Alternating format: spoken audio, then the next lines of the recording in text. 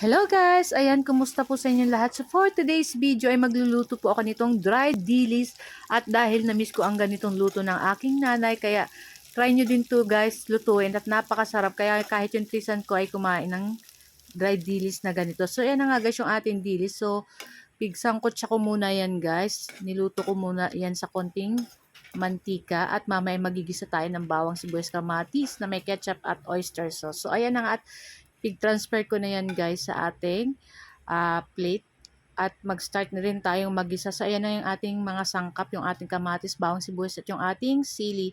So nagpainit na ako dyan sa pan ng oil at ginisa ko na dyan yung ating bawang at halu-haluin lang natin at isunod na rin natin dyan yung ating sibuyas. So ating sibuyas may white saka may red onion. So okay lang naman.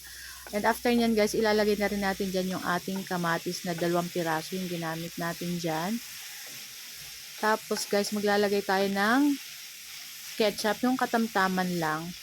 And maglalagay din tayo ng black pepper powder at konting sugar, oyster sauce para lalong masarap yung ating dried dilis. Nako, try nyo itong gawin guys at nako, tsak taob na naman ang kaldero nyo pag ganito. At syempre mas masarap pag may konting anghang-anghang, diba? So yun na nga guys, nilagay na natin dyan yung oyster sauce.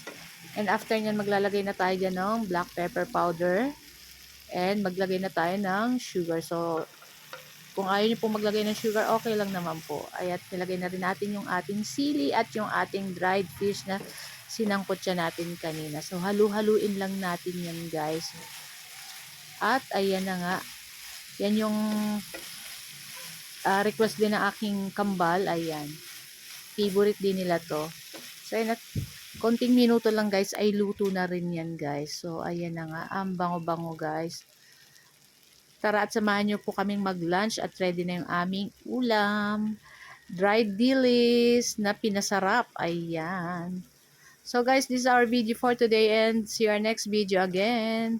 Sana nag-enjoy po kayo ng aking video today. Happy Sunday everyone. Thank you for watching. Ciao. Happy lunchtime. Babu.